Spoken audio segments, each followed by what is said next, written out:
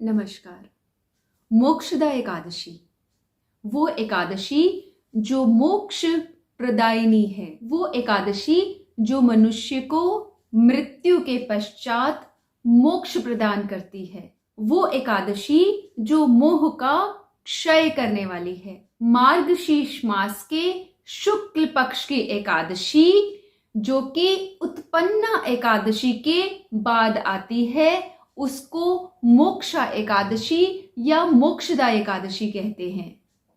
मोक्षदा एकादशी इसलिए कहते हैं क्योंकि यह एकादशी मोह का क्षय करने वाली है। भगवान श्री कृष्ण ने एक बारी धर्मराज युधिष्ठिर के साथ संवाद करते हुए, वार्तालाप करते हुए यह कहा था कि मोक्षदा एकादशी का महात्म्य सुनने से सुनने वाले को वाजपेय यज्ञ का फल प्राप्त होता है। मोक्षा एकादशी सभी पापों का क्षय करने वाली है, यानी मोक्षदा एकादशी का व्रत करने से सब पापों का हरण हो जाता है। बाकी सभी एकादशियों की तरह ही सिर्फ व्रत करने वाले को मोक्षदा एकादशी के दिन यह ध्यान रखना है कि 5 कर्मेंद्रियां, 5 ज्ञानेंद्रियां और 11वां मन, इनका निग्रह करना, इनको अपने वश में रखना।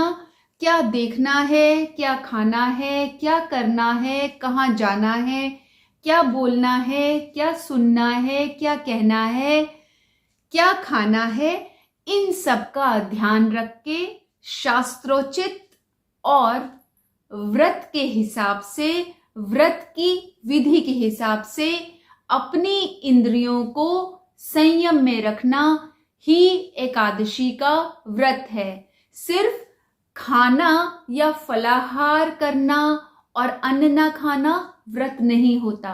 यदि आप कुमार्ग पे चलेंगे, उल्टी सीधी भाषा का प्रयोग करेंगे, कुत्सित विचार रखेंगे, किसी की पीड़ा का कारण बनेंगे, मन में किसी भी तरीके की वृत्ति आएगी, तो व्रत खंडित हो जाएगा। इसलिए सिर्फ फलाहार का ध्यान न रख के 5 कर्मेंद्रियां, 5 ज्ञानेंद्रियां और 11वां मन, इनका निग्रह करना न भूलें। व्रती को चाहिए कि प्रातःकाल स्नान आदि से निवृत्त होकर तुलसी की मंजरी सहित और धूप दीप आदि जलाकर भगवान दामोदर का, भगवान कृष्ण का, भगवान विष्णु का पूजन करे, उन्हें फल फूल अर्पित करे और सारा दिन ओम नमो भगवते वासुदेवाय या विष्णु भगवान के किसी भी नाम का उच्चारण मन ही मन करता रहे।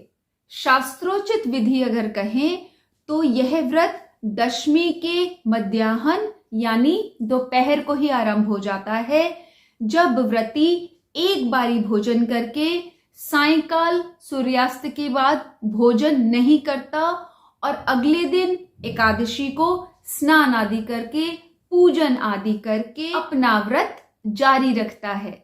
मोक्षा एकादशी बड़े बड़े पापों का, बड़े बड़े पातकों का नाश करने वाली है। भगवान की प्रसन्नता के लिए यदि व्रती या जिसने किसी कारणवश एकादशी का व्रत न भी रखा हो, तो भी रात्रि के समय यदि नृत्य, वादन, गायन और स्तुति के द्वारा भगवान कृष्ण की पूजा अर्चना किया जाए, उनका वंदन किया जाए और सारी रात जागरण किया जाए, तो उसका अतिशय पुण्य प्राप्त होता है।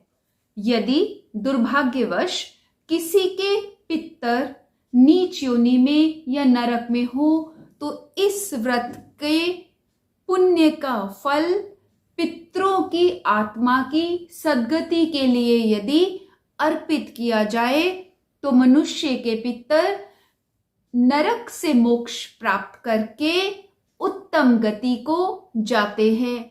ऐसा शास्त्रों का मत है। शास्त्रों की माने तो एक बार भगवान श्री कृष्ण ने धर्मराज युधिष्ठिर से वार्तालाप करते हुए यह कहा था कि जो भी मनुष्य मार्गशीर्ष मास के शुक्ल पक्ष की मोक्षा एकादशी का व्रत रख के उस व्रत का पुण्य फल यदि नीच गति को प्राप्त हुए या नरक में गए हुए पितरों की आत्मा की सद्गति के लिए अर्पित करता है तो वह पितर मोक्ष को प्राप्त होते हैं और उनका नीच योनि और नरक से उद्धार होता है। भगवान कृष्ण ने यह भी कहा कि जो भी मनुष्य इस कल्याणकारी मोक्षदा एकादशी का व्रत करता है उसके बड़े से बड़े पाप इस व्रत के पुण्य फल से नष्ट हो जाते हैं और मृत्यु के पश्चात वह भी मोक्ष को प्राप्त होता है। यह मोक्षदा एकादशी चिंतामणि के समान सभी पापों को नाश करके मनुष्य को मोक्ष प्रदान करने वाली तो है ही, इसके साथ ही यदि मोक्षदा एकादशी के महात्म्य को सुना जाए या पढ़ा जाए या कहा जाए तो सुनने, पढ़ने और कहने वाले को वाजपेय यज्ञ का फल प्राप्त होता है। इसी दिन यानी मार्गशीर्ष मास के शुक्ल पक्ष की एकादशी को भगवान श्री कृष्ण ने कुरुक्षेत्र में युद्ध के मैदान में अर्जुन को गीता का उपदेश दिया था। इसलिए यही दिन गीता जयंती के नाम से भी जाना जाता है, माना जाता है और मनाया जाता है। इसलिए इस दिन गीता माता भगवान श्री कृष्ण और ऋषि व्यास की पूजा वंदना करके इस दिन को गीता माता के जन्मदिन की तरह मनाना चाहिए, एक उत्सव की तरह मनाना चाहिए। गीता का पाठ करना चाहिए, गीता का व्याख्यान करना चाहिए और अगर संभव हो तो इस दिन गीता का जुलूस भी निकालना चाहिए। तो आइए मनाते हैं इस दिन को गीता जयंती उत्सव के रूप में और मोक्षदा एकादशी महाव्रत के रूप में। प्रभु से इच्छा है कि आप भी अपने दुर्लभ मनुष्य को सफल बनाने का प्रयास जारी रखें और इस चैनल से जुड़े रहें। हम लोग इकट्ठा प्रयास करेंगे कि हम सतत प्रयास करके अपने इस दुर्लभ मनुष्य जन्म में कुछ तो सफलता अवश्य में प्राप्त करें। ओम नमो भगवते वासुदेवाय।